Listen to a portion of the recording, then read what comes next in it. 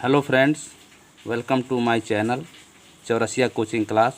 मैं रामभवन चौरसिया आज आपको अपना मोस्ट इम्पॉर्टेंट टॉपिक अवहट्ट भाषा का व्याकरणिक स्वरूप पढ़ाने वाला हूं। यह हमारा अवहट्ट भाषा का 9वां वीडियो है। यह लास्ट वीडियो है, थोड़ा लंबा भी हो सकता है क्योंकि मैं चाहता हूं कि इस वीडियो में अवहट्ट भाषा का व्याकरण का जो स्वरूप है उसको इसमें ख़त्म कर दूं। तो अगर हमारा यह वीडियो आप लोगों को अच्छा लगे, पसंद आए, तो आप लोग लाइक, सब्सक्राइब और कमेंट अवश्य करें तथा बेल आइकन को प्रेस करना न भूलें ताकि हमारे सभी वीडियोज़ का नोटिफिकेशन आपको मिलता रहे। तो बिना देर किए हम अपना अवहट्ट भाषा का यह व्याकरण का 9वां वीडियो स्टार्ट करते हैं। चूँकि वीडियो को हम लंबा नहीं खींचना चाहते हैं, इस नाते पहले तुरंत ही हम सब्जेक्ट पर आ जाते हैं। तो आप यहाँ देख सकते हैं कि अवहट्ट भाषा का व्याकरणिक स्वरूप। तो इसके पूर्व के वीडियो में मैंने जो है अवहट्ट भाषा का व्याकरणिक स्वरूप जो है कुछ ज़्यादा पढ़ा चुका हूँ। ये मेरा लास्ट वीडियो है, तो इस नाते जो है उसी के क्रम में, उसी श्रृंखला में मैं आगे बढ़ रहा हूँ। यहाँ आप देख सकते हैं लिखा है अवहट्ट भाषा। थोड़ा सा भूमिका बता दें, उसके बाद फिर जो है आगे व्याकरण पढ़ा ही रहे हैं। यहाँ लिखा है आपका अपभ्रंश भाषा का परिवर्ती भाषा या अपभ्रंश का उत्तरकालीन भाषा। कहने का मतलब यह है कि आपका जो अवहट्ट भाषा है वह अपभ्रंश के बाद की भाषा। एक उदाहरण के रूप में मैं आपको शॉर्टकट में बता दूं, उसके बाद देख लीजिए। जैसे मैंने आपको बताया है कि पहले संस्कृत आई, शॉर्टकट में बता रहा हूँ। उसके बाद आपका आया पाली, उसके बाद प्राकृत, उसके बाद आपका आया अपभ्रंश, उसके बाद आया आपका अवहट्ट, उसके बाद आपका प्राचीन हिंदी है। इसमें जो है प्राचीन या प्रारंभिक हिंदी, प्रारंभिक हिंदी, इसमें भी 3 पार्ट हैं।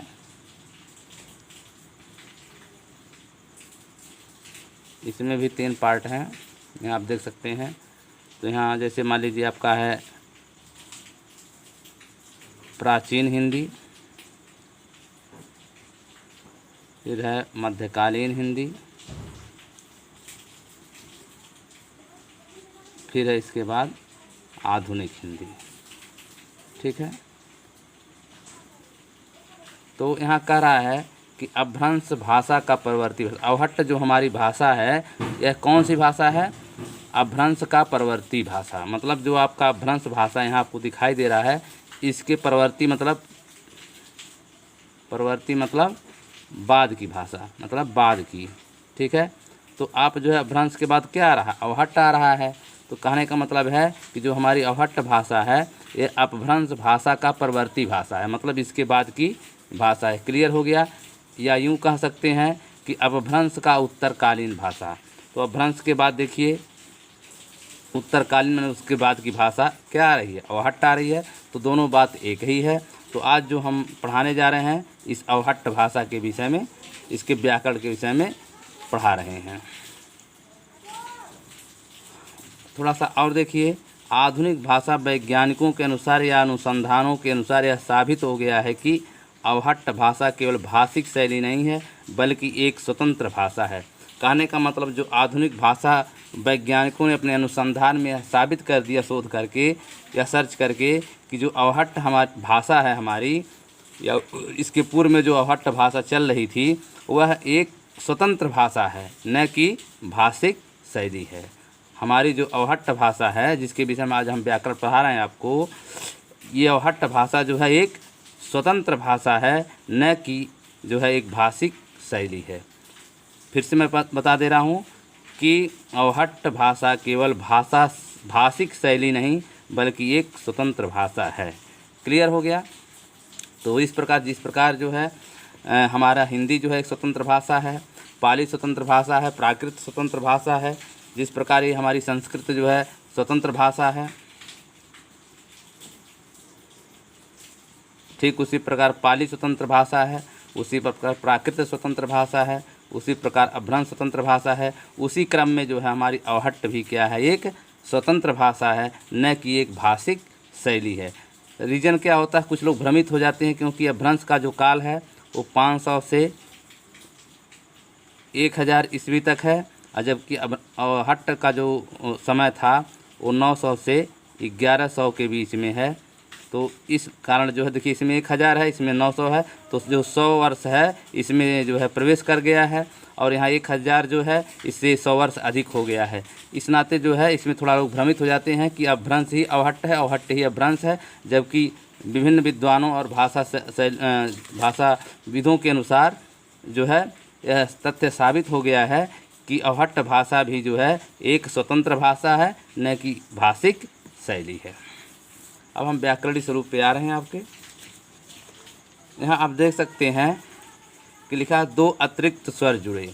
मैंने आपको पहले ही बता चुका हूँ कि अभ्रंश भाषा में कुल 8 स्वर थे। इसके पूर्व के वीडियो में मैं पढ़ा चुका हूँ। अपभ्रंश भाषा में कुल स्वरों की संख्या कितनी थी, 8 थी। कौन कौन थे, जैसे अ, आ, ई, उ, हर्ष ए और हर्ष ओ थे। ठीक है, ये आपका जो है 8 स्वर थे। किस समय, अभ्रंश के समय। किस समय, अभ्रंश के समय। लेकिन इसके बाद जब आपका अवहट्ट समय आया, अवहट्ट का समय जब आया तो इसमें 2 स्वर और जुड़ गए। ये दीर्घ आय प्लस दीर्घ औ, ये 2 स्वर जो है इसमें ऐड हो गए। अब स्वरों की संख्या क्या हो गया, +2 = 10। ठीक है, तो क्लियर हो गया। तो उसी के विषय में कह रहा है 2 अतिरिक्त स्वर जुड़े। कौन कौन 2 अतिरिक्त स्वर जुड़े, आय और औ। यहाँ देख सकते हैं आय और औ। ठीक है, अब यहाँ थोड़ा उसमें व्याख्या है।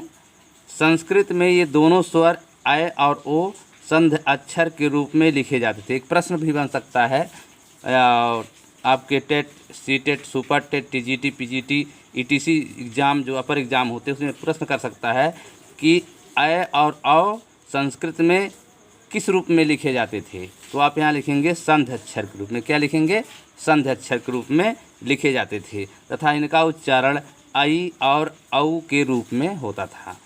संध अक्षर के रूप में लिखे जाते थे, लेकिन इनका जो वास्तविक रूप जो हम आज यहाँ देख रहे हैं, आप देख लीजिए नीचे, जो इसका वास्तविक रूप है जो आज हम देख रहे हैं, यह स्वरूप में नहीं थे, बल्कि किस स्वरूप में थे, इस स्वरूप में थे, आई और औ के रूप में थे। आई और औ का पहली बार अवहट्ट भाषा में सरलीकरण हुआ। क्या हुआ, सरलीकरण या सरल रूप हुआ, एक रूप उसको प्रदान मिला। तो कहने का मतलब ये है कि आप यहाँ देख सकते हैं उदाहरण में कि जब आपका संस्कृत चल रही थी, संस्कृत भाषा में जो आई है, आई और अ, उ, यह जो है इस रूप में लिखा जाता था। किस रूप में लिखा जाता था, इस रूप में। जब आपका अवहट्ट काल आया, सबसे बड़ी खोज अवहट्ट का यही है कि आई को जो है अ लिखा जाने लगा और औ को आपको जो है औ का रूप प्रदान हुआ। तो कहने का मतलब जो अ और औ है, यह जो है अवहट्ट भाषा का बहुत बड़ा योगदान है, जो है इस रूप में लाना। तो आपको मैं एक उदाहरण के रूप में बता दूं कि अगर प्रश्न आ जाए कि आई और औ जो है संस्कृत में कैसे लिखे जाते थे, तो लोग गलत कर देंगे। जैसे मान लीजिए ये आई है, तो आई को इस तरह भी लिख देंगे लोग, इस तरह भी लिख देंगे, और औ को इस तरह भी लिख देंगे, जबकि ये दोनों गलत है। ये छोटा हर्ष ई है और ये छोटा मतलब हर्ष उ है, तो ये गलत है और ये आपका सही है। ठीक है, लेकिन इसका एक लक्षण मैं आप लोगों को बता दे रहा हूँ, खुद आपके दिमाग में सेट रहेगा। जैसे मैंने यहाँ पर लिख दिया है, आप देख सकते हैं कि जैसे मैल है, तो मैल का स्पेलिंग होता है MAIL। इसमें देखिए ये जो ए आई है तो ए से क्या बनेगा अ और आई से क्या बनेगा ई। फिर देखिए यहाँ सैल लिखा हुआ है, सैल का स्पेलिंग है SHAIL। अब इसमें जो सब आई का मात्रा है, आई का मात्रा कहाँ दिया जाता है, आई का मात्रा जो है इस पर दिया जाता है। तो आई का मात्रा का अंग्रेजी क्या होता है, AI, ठीक है। तो इस प्रकार से यहाँ देखिए AI छुपा है तो ए से हो जाएगा आपका यह और आई से हो जाएगा ई, मतलब छोटी ई, ठीक है। तो इस रूप में जो है संस्कृत में जो है ए और औ जो है संध स्वर के रूप में लिखे जाते थे। उसी प्रकार आप देखिए यहाँ पर बौना में BAUNA बौना, पौना में देखिए PAUNA पौना।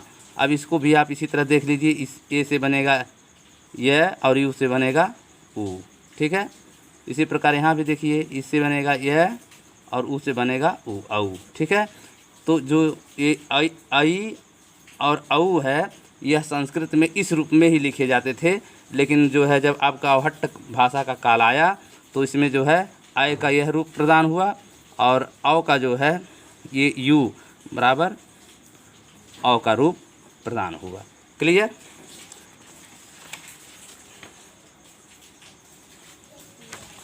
अब आप यहाँ देख सकते हैं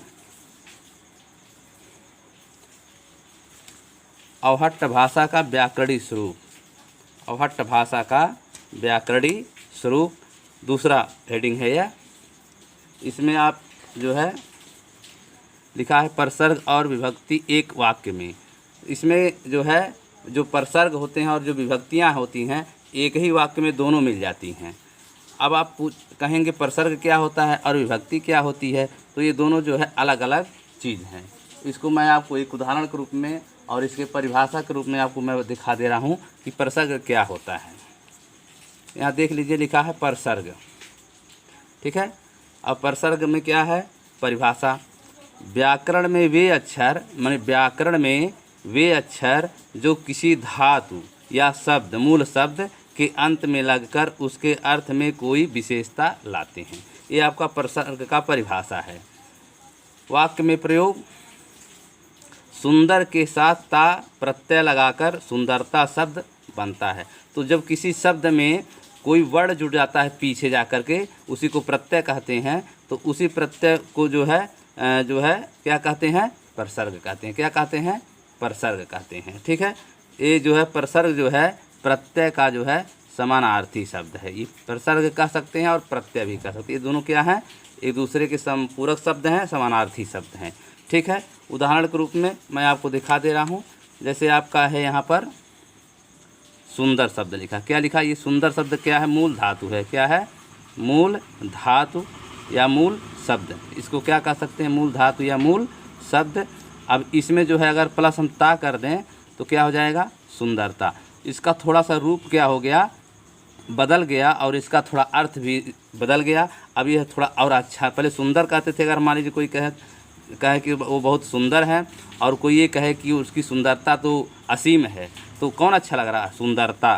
तो इस प्रकार से इस शब्दों में जो पीछे इसका जो किसी भी शब्द के पीछे अगर कोई वर्ण जुड़ जाता है तो वह क्या होता है, उस वर्ण को प्रत्यय कहते हैं और जब वो शब्द बन जाता है तो क्या हो जाता है, परसर्ग बन जाता है। तो यह कह रहा है कि जो है परसर्ग और विभक्तियाँ एक ही वाक्य में। और विभक्तियाँ आप जानते ही हैं, विभक्तियों को भी मैं बता दे रहा हूँ। विभक्तियाँ क्या होती हैं, जैसे मान लीजिए यहाँ पर लिखा है रामस्य, क्या लिखा है, रामस्य लिखा है। ये संस्कृत का शब्द है। तो यहाँ राम से अगर हम इसको संधि विच्छेद करेंगे तो हो जाएगा राम या और यस प्लस यस से, तो हो गया इसका अर्थ राम। इस यस का मतलब होता है का, तो क्या हो जाएगा, राम का। तो ये जो का आ रहा है ये आपकी क्या है, विभक्ति है। क्या है, विभक्ति है। जैसे राम ने रावण को मारा, ठीक है। तो ये आपका जो है ये वाक्य है और इस वाक्य में ये जो राम ने है ये आपका विभक्ति है और ये जो को है ये क्या है, विभक्ति है। और परसर्ग जो है क्या है, जैसे मान लीजिए सुंदर ये शब्द है और इसमें ता जुड़ गया तो क्या हो गया, सुंदरता। उसी प्रकार दूसरा उदाहरण जैसे बचपन है, तो बचपन के आगे हम आक मात्रा लगा दें तो क्या हो जाएगा, बच बना। ठीक है, तो इस तरह से जो है ये आपका जो आ का मात्रा लगा है, स्वर लगे या कोई वर्ड लगे तो ये आपका प्रत्यय, ये प्रसर्ग है और ये आपकी विभक्ति है। तो क्लियर हो गया। तो कहने का मतलब ये है कि जो अहट्ठ भाषा का काल था उस समय जो है प्रसर्ग और विभक्तियाँ एक ही वाक्य में पाई जाती थीं या देखी जाती थीं। कुछ ऐसे भी प्रयोग अवहट्ठ में देखने को मिले कि जिनमें प्रसर्ग और विभक्तियाँ दोनों मिले रहते हैं। जैसे एक उदाहरण मैंने दिया है कि उराजन माझ तन केरो पुत्र। तो युराजन में जो अनही है, देखिए ये जो है आपका क्या है, विभक्ति है। ये जैसे रामस्य है उसी तरह जुटा हुआ इसमें है। तो इसमें देखिए अन, ये क्या है आपकी विभक्ति है, और माझ जो है क्या है, प्रसर्ग है, और केरो भी क्या है, प्रसर्ग है। तो इस प्रकार से जो है यहाँ विभक्ति का मैंने अलग से लिख दिया है, अनही है और प्रसर्ग जो है माझ और केरो है। ठीक है, तो प्रश्न भी आ सकता है कि जो है अवहट्ठ भाषा में प्रसर्ग किस भाषा में प्रसर्ग और विभक्तियाँ एक ही वाक्य में मिलती थीं या देखी जाती थीं। तो आप कह सकते हैं कि अवहट्ठ भाषा के समय। उसके बाद देखिए यहाँ पर लिखा है कुछ स्वतंत्र प्रसर्ग। ठीक है, तो जो प्रसर्ग हैं यहाँ पर जो है देख सकते हैं कि जैसे कर्ता ने, कर्म केहीं, करण सऊ से, संप्रदान केहीं लगी, अपदान से सऊ, संबंध काकी के, केर केरो। उसके बाद जो है अधिकरण में जो है माझ माही माँ। तो मैंने आपको दिखा ही दिया वहाँ पर माझ। तो कहने का मतलब ये है कि कुछ स्वतंत्र प्रसर्ग, प्रसर्ग का मतलब आपको मैंने बता ही दिया कि जब किसी शब्द में, शब्द जैसे सुंदर शब्द है और सुंदर में जैसे जो है कोई शब्द वर्ड जुट जाए, कोई वर्ड उसके पीछे जुट जाए तो उसको क्या कहते हैं, प्रसर्ग कहते हैं। तो जैसे सुंदर ही हम कर दे, क्या हो जाएगा, सुंदर ही। तो ये आपका क्या है, इसमें प्रसर्ग जुट गया है। ठीक है, तो इसी प्रकार जो है कर्ता में, कर्म में, करण में, संप्रदान में, अपादान, संबंध, अधिकरण में इस तरह से जो है प्रसर्ग जुट गए थे। और प्रसर्ग के साथ साथ जो है अवहट्ठ भाषा में आपको मैंने बताया है कि इसमें जो है व्यक्तियाँ भी ऐड थीं। ठीक है, यहाँ नीचे देखिए लिखा है कर्ता के लिए ए विभक्ति का को डॉक्टर तगारे ने बड़ी उपलब्धि मानी है। माने कर्ता के लिए जो ए था उसमें जो है ये जो है ध्वनि है, यह जो है कर्ता में दिखाई देने लगा था अवहट्ठ भाषा में। तो जैसे कर्ता ने में क्या आ रहा है, ने में आप जोड़ बोलेंगे तो ने में ए छुपा हुआ है, ने में क्या छुपा हुआ है, ये छुपा हुआ है। तो यह जो कर्ता के लिए ये विभक्ति को डॉक्टर तगारे ने बड़ी उपलब्धि मानी है। ये मतलब प्रश्न आता है कभी कभी टेट, सीटेट, सुपर टेट में कि कर्ता में ये विभक्ति को ऐड जो हुआ है इसको किस विद्वान ने बहुत बड़ी उपलब्धि माना है। तो आप लिखेंगे डॉक्टर तगारे, इसको याद रखिएगा। उसके बाद फिर आप देखिए, मैं थोड़ा वीडियो जल्दी जल्दी कर रहा हूँ जिससे कि आप लोग जो है कम समय में ज़्यादा से ज़्यादा नॉलेज प्राप्त कर सकें। उसके बाद देखिए यहाँ लिखा है विशेषण। क्या लिखा है, विशेषण। तो विशेषण में क्या था, अवहट्ठ भाषा में कृदंतीय विशेषण का तीव्र विकास हुआ। तो जो मतलब अवहट्ठ भाषा था उसमें कृदंतीय विशेषणों का विशेष और तीव्र विकास हुआ। अब प्रश्न ये आता है कृदंतीय विशेषण क्या है, मैं आपको सब कुछ बताते चलूँगा क्योंकि जिससे कोई, जैसे मैंने आपको प्रसर्ग के विषय में बताया, किसी भी मूल धातु के शब्द में उसके अंत में कोई वर्ण या मात्रा जुट जाए तो उसको क्या कहते हैं, प्रसर्ग कहते हैं। इसी तरह मैं इसको भी बता दे रहा हूँ, कृदंतीय विशेषण जो है यहाँ पर लिखा हूँ, देख लीजिए कृदंतीय विशेषण। इस कृदंतीय विशेषण में दो पार्ट होते हैं, एक भाग होता है संख्यावाची विशेषण और दूसरा होता है सर्वनामिक विशेषण। तो संख्यावाची विशेषण यहाँ आप देख सकते हैं उदाहरण के रूप में, संख्यावाचक विशेषण परिभाषा, ऐसे विशेषण शब्द जो किसी संज्ञा या सर्वनाम की संख्या का बोध कराते हैं। माने ऐसे जो है शब्द जो किसी संज्ञा के और या सर्वनाम के पहले आते हैं और उसमें वो संख्या का वो बोध कराते हैं। उदाहरण के रूप में यहाँ देख लीजिए लिखा है दुनिया में 7 अजूबे हैं। तो ये अजूबे जो है क्या है, संज्ञा है और इस 7 के आपका विशेषण है। कौन विशेषण है, संख्यावाचक विशेषण। दूसरा देखिए, राम ने हमें 500 रुपये दिए। राम ने हमें कितने रुपए दिए, 500 रुपये। तो ये 500 जो है क्या है, आपका संख्यावाची विशेषण है। फिर देखिए एक है, एक शर्ट बनाने के लिए लगभग 2 मीटर कपड़ा चाहिए। तो ये कपड़ा आपका संज्ञा है और 2 मीटर क्या है, संख्यावाची विशेषण है। तो ये क्लियर हो गया। तो उसी प्रकार जैसे यहाँ कह सकते हैं संख्यावाची विशेषण में 8 आदमी, 20 आदमी, 25 या आम या 20 रुपये, इस तरह से हम जो है ये जो है ये 8 5 क्या है, ये आपका संख्यावाची विशेषण है। उसी प्रकार जो है कृदंती विशेषण में पहला तो हो गया संख्यावाची विशेषण और दूसरा हो गया आपका सर्वनामिक विशेषण। ठीक है, तो सर्वनामिक विशेषण में जो इस समय हम हिंदी में बोलते हैं, जैसे इतना, जितना, 23, इतना, जितना, 23 माने कितना, 23 माने कितना, उतना, कितना, जितना, इस प्रकार हम बोलते हैं। तो वही चीज़ जो है अवहट्ट भाषा में किस प्रकार लिखा या बोला जाता था, तो आइस, अगर आज के ज़माने में हम इतना कहते हैं तो अवहट्ट भाषा में उसको कैसे क्या कहते थे, आइस कहते थे। जैस, आज हम अवहट्ट भाषा में जैस बोला जाता था, लेकिन हिंदी में क्या हो गया, जितना हो गया। 23 है, 23 जो है अवहट्ट भाषा में लिखा जाता था, उसका हो गया कितना। उत्ता, उत्ता का क्या हो गया, उतना हो गया। कित्ता का क्या हो गया, कितना हो गया। जित्ता का क्या हो गया, जितना हो गया। तो ये आपका सर्वनामिक विशेषण है जो है, जैसे हम लोग प्रश्न करते हैं हु, हिच, व्हेन अंग्रेजी में, उसी प्रकार ये जो है सर्वनामिक विशेषण है। ठीक है, एक उदाहरण के रूप में मैं दिखा दूं, जैसे यहाँ लिखा उत्ता हाथ पसारिए जितना चादर हो। उत्ता मतलब उतना ही हाथ पसारिए जितना चादर आपका हो, जितनी लंबाई चौड़ाई की आपका चादर हो, उसी चादर के हिसाब से अपना हाथ फैलाइए या पसारिए। तो ये आपका उदाहरण था। उत्ता यहाँ देखिए लिखा है, यहाँ लिखा है जितना। तो इस प्रकार से जो है यह जो प्रश्न आता है कि उत्ता, कित्ता, जित्ता, 23, 22 हैं, तो ये शब्द जो है कहाँ किस काल में बोला लिखा जाता था, अवहट्ट भाषा के काल में। क्लियर हो गया। फिर आप देखिए यहाँ लिखा है कि नोट, अवहट्ट आधुनिक हिंदी के बेहद निकट की भाषा हो चुकी थी। आप देख लीजिए, जैसे उत्ता कित्ता शब्द है, उत्ता कित्ता का मतलब ये देखने में एकदम हिंदी लग रहा है, हमारा हिंदी की तरह हम लोग आज भी लोग बोलते हैं कहाँ जा रहे हो, कितना है, कितना पैसा है, कितना, जितना पैसा, इस तरह हम लोग बोलते हैं। तो कहने का मतलब ये हमको एकदम लगता है कि हम जो है हिंदी बोल रहे हैं, लेकिन एक तरह से वो अवहट्ट भाषा का रूप होता है। तो जो है इससे साबित होता है कि अवहट्ट भाषा जो है हिंदी के अति निकट, सन्निकट की भाषा है और हिंदी की एक तरह से पूर्वज भी है। यहाँ देखिए फिर लिखा है ही विभक्ति ही हो गया। ही जो विभक्ति है, ही मतलब देखिए यहाँ पर बिंदी लगा है और इस जो है बिंदी नहीं लगा है, तो जो आपका अनुनासिक ध्वनियों का इसमें लोप हो जाता है। अपभ्रंश भाषा में जो है अनुनासिक स्वर रहते थे, जैसे आपका चला ही, कहाँ ही, गहाँ ही, लेकिन अवहट्ट भाषा में आप देख सकते हैं कि यहाँ जो अनुनासिक स्वर है, बिंदी है, ये आपका क्या है, नहीं है, मतलब ये ख़त्म है। तो आप जो है प्रश्न अगर आता है कि अवहट्ट भाषा में या किस भाषा में जो है अनुनासिक स्वरों का लोप हो गया, तो ध्वनियों का लोप हो गया, तो आप कह सकते हैं कि जो है अवहट्ट भाषा में, जबकि अपभ्रंश भाषा में थी।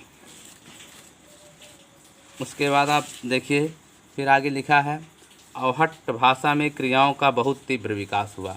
अवहट्ट जो हमारी भाषा थी उसमें क्रियाओं का बहुत ही विकास हुआ, और यही रीज़न है, यही कारण है कि हमारे हिंदी जो है बहुत ही समृद्ध है, चाहे वो शब्दों के मामले में हो और चाहे वो क्रियाओं के मामले में हो, वर्ब के मामले में हो या वर्ड के मामले में हो।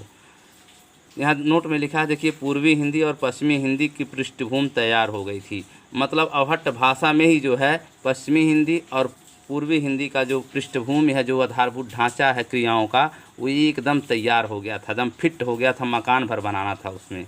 ठीक है, नींव पड़ चुका था।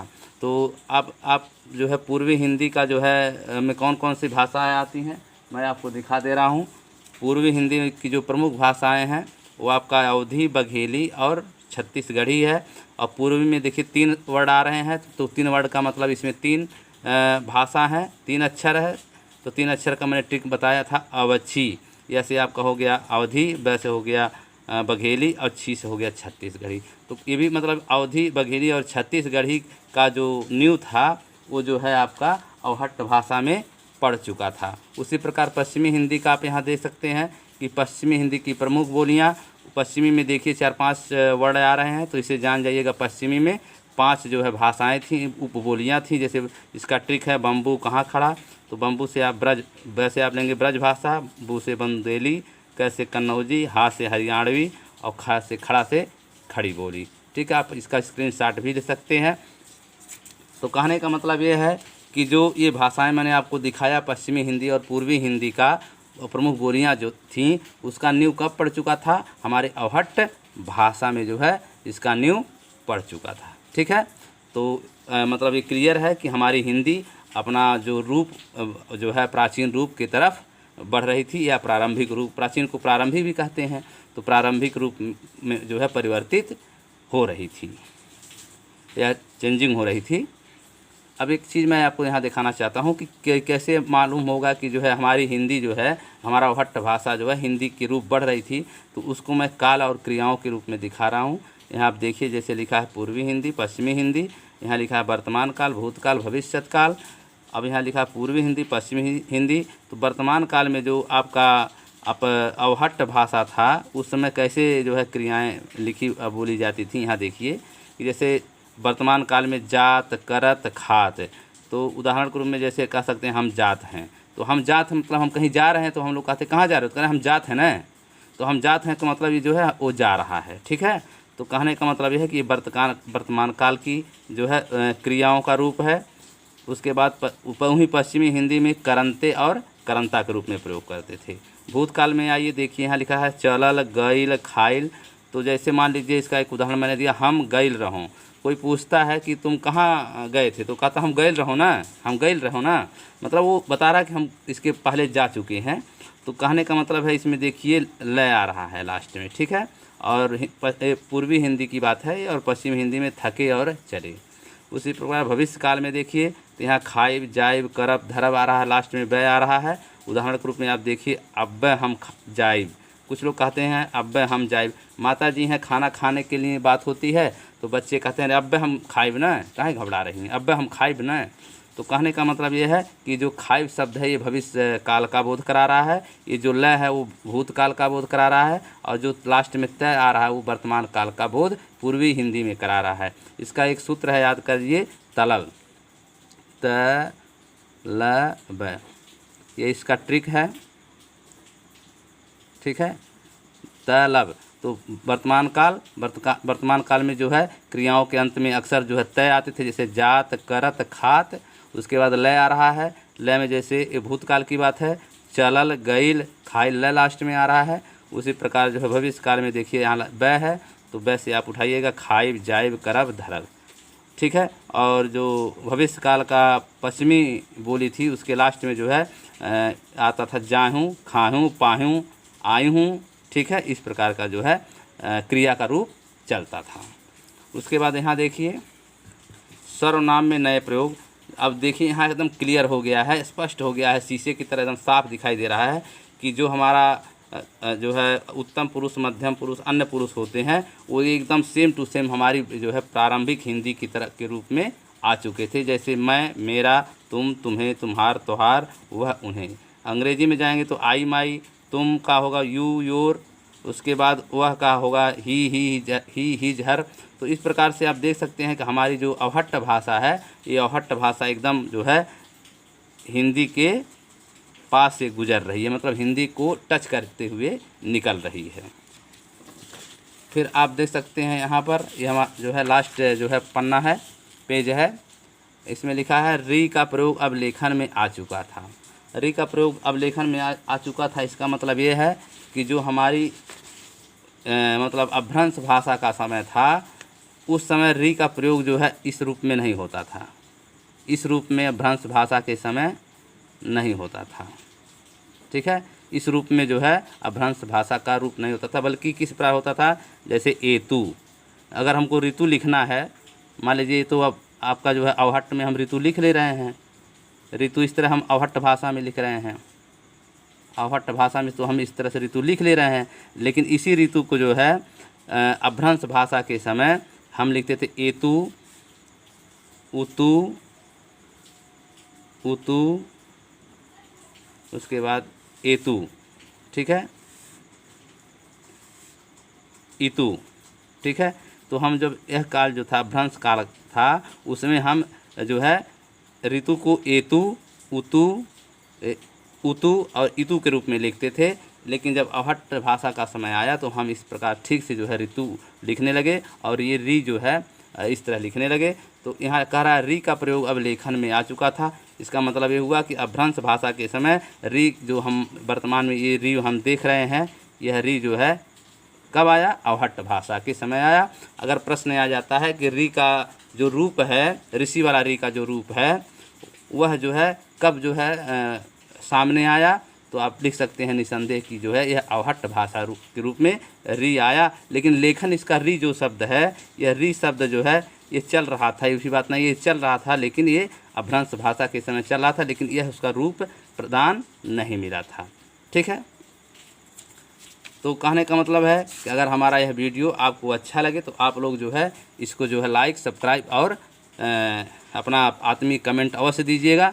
इसके बाद जो है मैं अपभ्रंश भाषा के जो कुछ बहुत बड़े बड़े विद्वान हैं, भाषाविद है, उसमें से टेट, सीटेट, सुपर टेट इत्यादि परीक्षाओं में पूछा जाता है कि जो है अवहट्ट भाषा के विषय में कौन विद्वान क्या कहा, ये अक्सर भी पूछा जाता है। तो बहुत ही मोस्ट इम्पॉर्टेंट टॉपिक है वो हमारा। वो जो है आपका 10वां वीडियो रहेगा। उसके बाद 11वां वीडियो में बहुत ही शॉर्टकट में जो है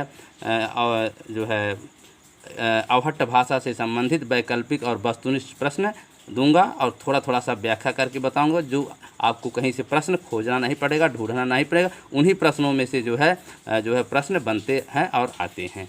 धन्यवाद।